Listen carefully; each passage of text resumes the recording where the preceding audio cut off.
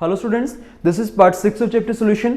आज तक हमने पांच पार्ट कर चुके हैं हम, राइट।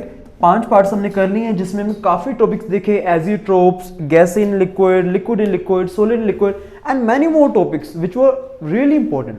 आज हमने पार्ट 6 करना है। फर्स्ट ऑफ ऑल, जिन्होंने 5 पार्ट कोई भी उन्होंने पार्ट मिस किए हैं, मैं पांचों का लिंक आपको डिस्क्रिप्शन बॉक्स में दे दूंगा, तो आप प्लीज उनमें विजिट करके देखें कि उनमें कौन कौन से टॉपिक कवर हो रहे हैं और उनको ध्यान से देखें, बिकॉज ये चैप्टर पूरा आपस में इंटरलिंक्ड होता है। आपको पता होना चाहिए कि क्या मूवमेंट हो रही है और क्या नहीं हो रही है, राइट। तो पार्ट 6 हम स्टार्ट करते हैं।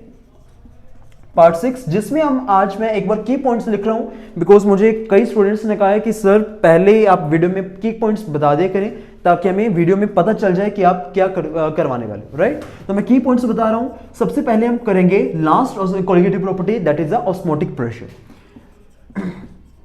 Osmotic pressure. और फिर उसके बाद हम करेंगे reverse osmosis which is also part of osmotic pressure, so it is not a key point. उसके बाद हम करेंगे abnormal molecular mass, abnormal molecular mass, and last topic that is a van't Hoff factor.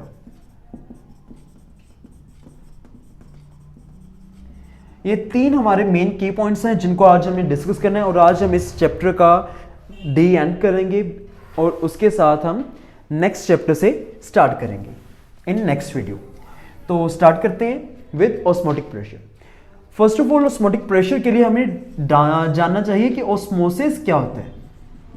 Osmosis क्या होता है, diffusion क्या होता है, बिकॉज आपने ये वर्ड्स जरूर सुने होंगे आपके 9th और 10th क्लासेस में, तो इनकी मेन डेफिनेशंस, इनके मेन कंसेप्ट्स आपको पता होने चाहिए। ऑस्मोसिस क्या होता है? ऑस्मोसिस होता है जिसमें हमें सेमी परमिएबल मेम्ब्रेन चाहिए, इज रिक्वायर्ड। यहां पे हमें semi permeable membrane is not required. It is a difference. मैं एक डिफरेंस की फॉर्म में आपको बता रहा हूं ताकि आपको दोनों का कंसेप्ट भी क्लियर हो जाए, आपका एक क्वेश्चन भी प्रिपेयर हो जाए, that is the difference between osmosis and diffusion, तो आपके लिए इजी हो जाएगा। तो यहां पे सेकंड डिफरेंस क्या है कि ये हमारे पास सिर्फ सॉल्यूशंस के लिए ही होता है, और ये हमारे पास गैसेस और लिक्विड्स दोनों के लिए होता है। दैट सॉल्यूशन मींस यहां पे मैं सिर्फ लिक्विड्स की बात कर रहा हूं। ये हमारे पास ऑस्मोसिस सिर्फ लिक्विड के लिए अप्लाई होता है, यहां पे डिफ्यूजन हमारे पास गैसेस और लिक्विड्स दोनों के लिए होता है। नेक्स्ट हमारे पास डिफरेंस क्या है, ये हमारे पास जो है लो कंसंट्रेशन से हाई कंसंट्रेशन जाता है। इसमें हमारे पास हाई टू लो होता है। इसमें हमारे पास सोल्वेंट की मूवमेंट होती है, सिर्फ सोल्वेंट पार्टिकल्स की मूवमेंट होती है। इसमें हमारे पास सोल्यूट और सोल्वेंट दोनों पार्टिकल्स मूव कर सकते हैं। तो ये हमारे पास मेन डिफरेंसेस हैं। अब यहां पे मैं आपको एक डेफिनेशन में थोड़ा सा चेंज हो सकता है कि यहां पे हमारे पास क्वेश्चन आता है कि लो कंसंट्रेशन से हाई कंसंट्रेशन कैसे होता है, तो आप इसको याद जरूर करें डेफिनेशन को, पर दिमाग में एक सिंपल डेफिनेशन क्या आपने बिठानी है, that low concentration means diluted one. यहां पे हमारे पास क्या है, diluted. High concentration means concentrated one. तो इन अदर वर्ड्स हमारी डेफिनेशन किस बेसिस पे बन रही है, that is a dilute to concentrated. Now dilute हम किसको कहते हैं, जिसमें सोल्वेंट काफी है, राइट। तो ये हमारे पास अब हमें कई स्टूडेंट्स को अब डेफिनेशन इजी लग रही होगी कि हाँ, डिल्यूट में कंसंट्रेशन हमारे पास जो उसकी है सोल्वेंट की वो काफी है, और कंसंट्रेटेड मींस हम इसको हिंदी में क्या कह सकते हैं, गाढ़ा, राइट। गाढ़ा थोड़े से उसमें थोड़ा सा हमारे पास वो थिक ही हो जाता है, तो ये हमारे पास कंसंट्रेटेड का मतलब होता है। तो उसमें हमारे पास लिक्विड थोड़ा सा हमारे पास पतला होता है, that is a liquid means dilute इसमें थोड़ा सा पतला होता है, ये हमारे पास थोड़ा सा गाढ़ा होता है। तो ये जब इसमें जाएगा वो, हाँ, ये थोड़ा सा सुनने में हमें लग रहा है कि हाँ, इट इज पॉसिबल। इसमें थोड़ा सा कई स्टूडेंट्स को लग रहा होगा कि लो कंसंट्रेशन से हाई कंसंट्रेशन कैसे जा सकते हैं। नाउ हम आगे चलते हैं ऑस्मोटिक प्रेशर की तरफ।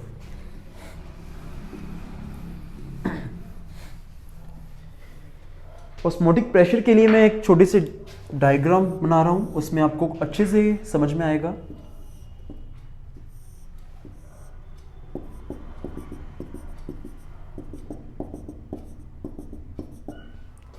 इसमें हम सॉल्वेंट ले रहे हैं, इसमें हम सॉल्यूशन ले रहे हैं। Of course solvent is diluted and solution is concentrated, because solution में हम कुछ सोल्यूट ऐड कर चुके हैं तो उसकी कंसंट्रेशन है थोड़ी सी इंक्रीज हो गई है, hence it is a concentrated one, it is a diluted one. अब सोलवेंट में से हमारे पास सॉल्यूशन में पार्टिकल्स जाएंगे। सबसे पहले सेमी परमेबल में हम देख लें। सेमी परमेबल मेम्ब्रेन वो होती है जिसमें से जो बिगर मॉलिक्यूल्स हैं वो पास ना कर पाए, बट जो स्मॉलर पार्टिकल्स हैं वो पास कर सकें। यहाँ पे सेमी परमेबल मेम्ब्रेन अगर हम नेचुरल देखें तो नेचुरल हमारे पास एक होती है पिग्स ब्लैडर जो हमें नेचुरली मिलती है, और दूसरी हम कह सकते हैं कि जो एग होता है, राइट, एग में हमारे पास जो व्हाइट वाला साइड में होता है बाहर वाला, और बीच में जो येलो पोर्शन होता है, राइट, वो व्हाइट के भी अराउंड एक बिल्कुल पतले से लेयर होती है। अगर जो कोई एग खाता है उनको पता होगी कि जब बॉईल करते हैं हम, जो एग में भी उसके साइड में बिल्कुल पतली सी एक लेयर होती है व्हाइट कलर की, वो भी हमारे पास as a semi permeable membrane है जो हमें नेचुरली मिलती है। तो अगर हमें लेबोरेटरी में इसे प्रिपेयर करना हो लेबोरेटरी में, तो भी हमारे पास काफ़ी हैं। इसमें हमारे पास लेबोरेटरी में काफ़ी ज़्यादा हो जाते हैं। एनिमल और जो लेबोरेटरी में वो मैं एक बार इसमें नहीं बता रहा, वो आपका एज अ होमवर्क मैं आपको देना चाहता हूँ कि लेबोरेटरी में आप देखें कि कौन कौन से हम बना सकते हैं as a semi permeable membrane. उसमें आपको सिंपली नाम ही देखना है कि लेबोरेटरी में हमारे पास क्या होगा। चलो एक मैं आपको बता ही देता हूँ, दैट इज अ Cu2FeCN। यहां पे आपको 6 आएगा। ये हमारा लेबोरेटरी में प्रिपेयर्ड हुआ सेमी परमेबल मेम्ब्रेन।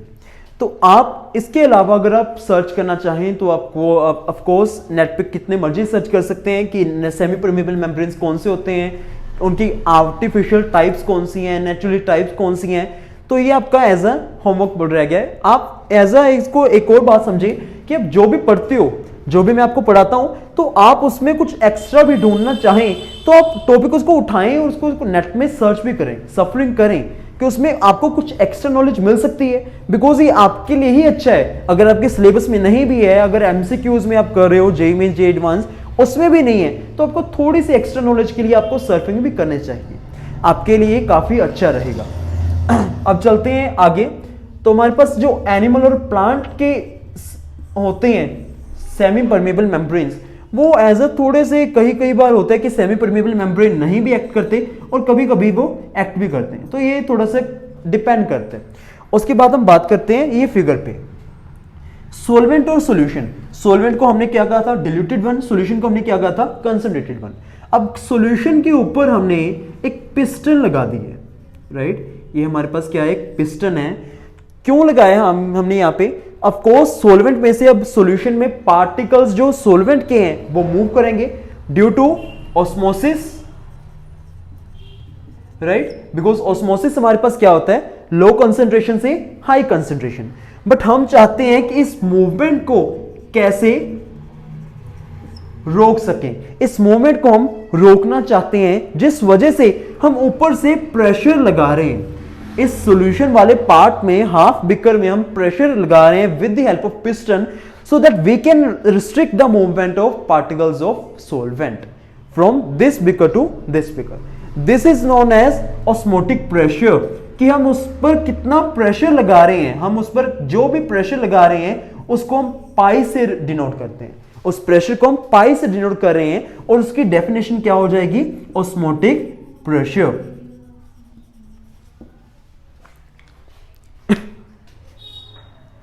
तो ये हमारा था ऑस्मोटिक प्रेशर। ऑस्मोटिक प्रेशर में अब हम इसकी थोड़ी सी डेरिवेशन भी देख लेते हैं कि हमारे पास ये किसके इक्वल आता है।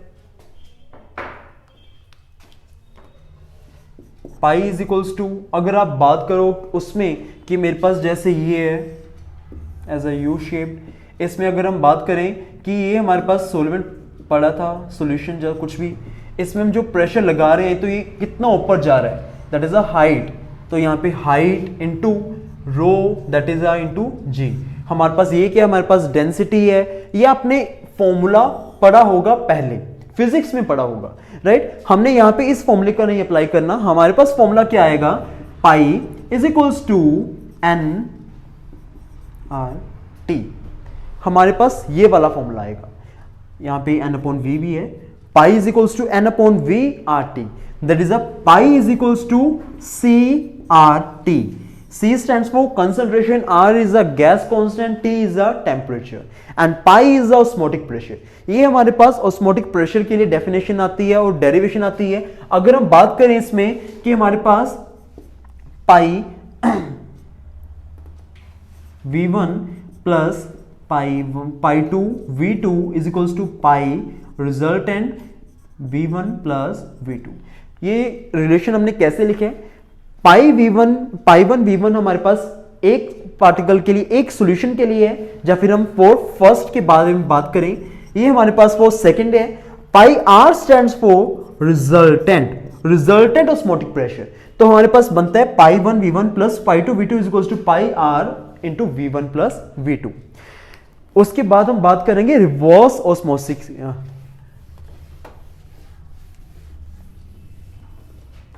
रिवर्स ऑस्मोसिस क्या होता है?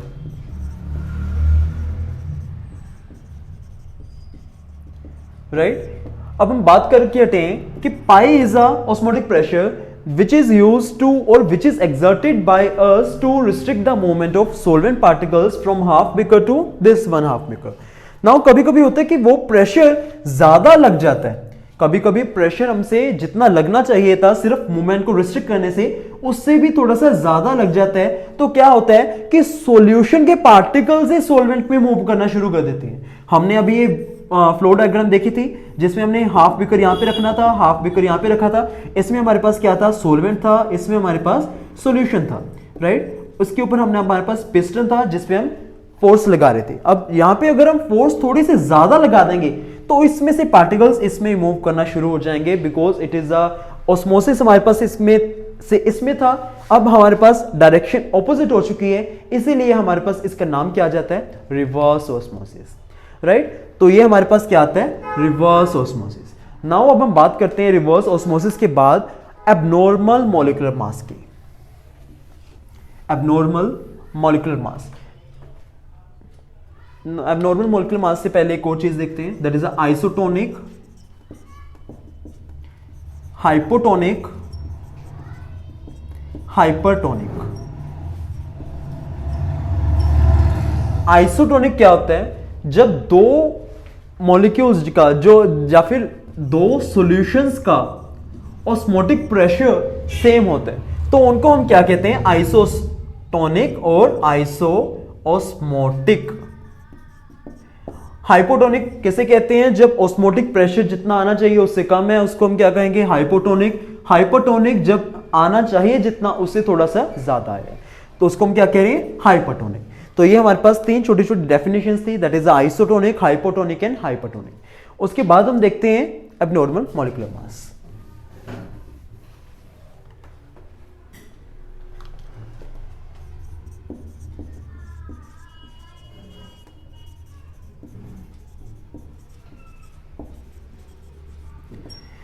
एब्नॉर्मल मॉलिक्यूलर मास में क्या होता है कि हमारे पास एसोसिएशन और डिसोसिएशन जब ऐसे होती है, एसोसिएशन एंड डिसोसिएशन.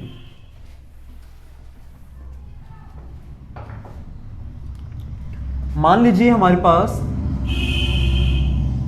डिसोसिएशन हुई है. First of all let us recall the definition of colligative property. Colligative property is a property which depends only on nature of which depend only on moles of solute. Sorry मैं nature अभी बोलने लगा था, but क्या था हमारे पास कि colligative property nature पे तो डिपेंड ही नहीं करती, वो सिर्फ number of moles of solute पे ही डिपेंड करती है. राइट. अब हमारे पास डिसोसिएशन हो रही है, तो डिसोसिएशन हो रही है तो मान लीजिए हमारे पास जैसे ये था तो ये छोटे छोटे पार्टिकल्स में डिवाइड हो रहे हैं, डिसोसिएट हो रहे हैं. तो इसमें हमारे पास कोलिगेटिव प्रॉपर्टी हमारे पास क्या हो रही है? इंक्रीज हो रही है. कोलिगेटिव प्रॉपर्टी हमारे पास जिसके भी हम जो भी कोलिगेटिव प्रॉपर्टी डिस्कस करेंगे, whether it is osmotic pressure, relative lowering in vapour pressure, elevation in boiling point, depression in freezing point, हमारे पास 4 कोलिगेटिव प्रॉपर्टीज ही है. तो कोलिगेटिव प्रॉपर्टी हमारे पास क्या होगी? इंक्रीज करेगी. और मॉलिक्यूलर मास वो हमारे पास क्या होगा? मॉलिक्यूलर मास नहीं, यहां पे हमारे पास आएगा molar mass. Right. Molar mass हमारे पास क्या होगा? डिक्रीज करेगा। तो ये आपको पता होना चाहिए कि इट इज, अगर डिसोसिएशन है तो हमारे पास कोलिगेटिव प्रॉपर्टी इंक्रीज करेगी और मोलर मास हमारे पास डिक्रीज करेगा। और अगर हमारे पास एसोसिएशन है, एसोसिएशन में कोलिगेटिव प्रॉपर्टी हमारी जो डिक्रीज करेगी और मोलर मास हमारे पास इंक्रीज करेगा ऑफ सोल्यूट। सोल्यूट का मोलर मास हमारे पास इंक्रीज करेगा और कोलिगेटिव प्रॉपर्टी हमारी डिक्रीज करेगी। तो ये आपको पता होना चाहिए। तो ऑफ कोर्स अब मॉलिक्यूलर मास, जो मोलर मास हमारे पास आना चाहिए था उससे अलग आ रहा है, या फिर मॉलिक्यूलर मास अगर हम बात करें तो ऑफ कोर्स अलग आ रहा है, तो ये क्या हो गया, एबनॉर्मल, कि जो नॉर्मल आना चाहिए था वो नहीं आ रहा, अब हमारे पास उससे डिफरेंट आ रहा है, उसको हम क्या कहेंगे, एबनॉर्मल। यहां पे आप ये मत समझना कि मॉलिक्यूलर और मोलर अलग अलग हो गए। मैंने यहाँ पे सिंपली मोलर इसलिए लिखा था, आपको डेफिनेशन प्रॉपरली याद रहे कि आपको कहीं पे भी ऐसे डाउट ना है। यहाँ पे आप अगर मॉलिक्यूलर मास लिखना चाहें तो it is also okay, right. आप ये ना समझे कि मॉलिक्यूलर को काट के मैंने मोलर लिखा था, so these are not different quantities, right. No, it is same. हमारे पास सिंपली मैं अगर आपका, मेरा मोटिव क्या था कि आपको डेफिनेशन अच्छे से पता हो कि आपके हमारे पास टर्म्स आ क्या रहेंगे। तो अब हम बात करेंगे एबनॉर्मल मॉलिक्यूलर मास की। एबनॉर्मल मॉलिक्यूलर मास में जितना हमारे पास मॉलिक्यूलर मास आना चाहिए था उससे डिफरेंट आ रहा है, वेदर इट इज इंक्रीजिंग और इधर डिक्रीजिंग, हमारे पास पर डिफरेंट आ रहा है। तो इसके लिए हम यहां पे एक फैक्टर को इंट्रोड्यूस किया, that is a van't Hoff factor, जिसको हम आई से डिनोट करते हैं। उसको हम देखते हैं कि उसका रोल क्या होता है इसमें।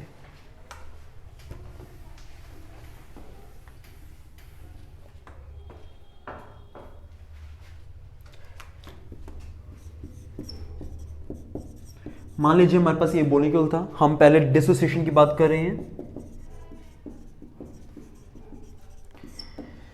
AXBY। तो ये डिसोसिएट होके हमारे पास क्या बन गया,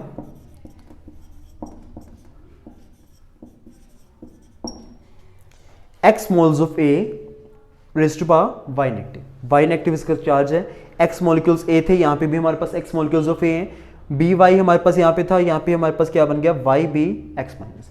तो ये हमारे पास क्या बन रहा है, अगर मान लीजिए इसमें हमारे पास क्या था, अल्फा, इसमें हमारे पास क्या है, अल्फा है, that is a number of moles. तो इसमें से हमारे पास कितना डिक्रीज हो रहा है, हमारे पास कितना डिक्रीज हो रहा है। यहां पे अल्फा मत लीजिए, यहां पे सिंपली 1 ही लीजिए, आपको आसानी होगी। यहां पे 1 ले रहे हैं हम, तो मान लीजिए अल्फा डिक्रीज हो रहा है, तो अल्फा अगर डिक्रीज हो रहा है तो उधर कितना बन रहा है, एक्स अल्फा इंटू यहां पे कितना आ जाएगा, वाई अल्फा। यहां पे एक्स अल्फा और ये वाई अल्फा। इनिशियल स्टेज पे ये 1 था और ये 0 0 थे। जब हमारा यहां से अल्फा कम हो गया तो वहां कितना हो गया हमारे पास, एक्स अल्फा और वाई अल्फा। तो ये टोटल हमारे पास कितना बन गया, 1 minus alpha plus X alpha plus Y alpha. Now यहां से अल्फा अगर कॉमन आ जाए तो हमारे पास एक्स प्लस वाई क्या बनेगा, हमारे पास टोटल नंबर ऑफ मोल्स। तो हमारे पास यहां पे क्या बन जाएगा, 1 minus alpha plus N alpha, 1 minus alpha 1 minus N, right. ये हमारे पास बन रहा है 1 minus alpha into 1 minus N. तो ये हमारे पास था। Now coming on I, that is a van't Hoff factor. Van't Hoff factor किसके इक्वल है, experimental value of colligative property upon observed value of colligative property.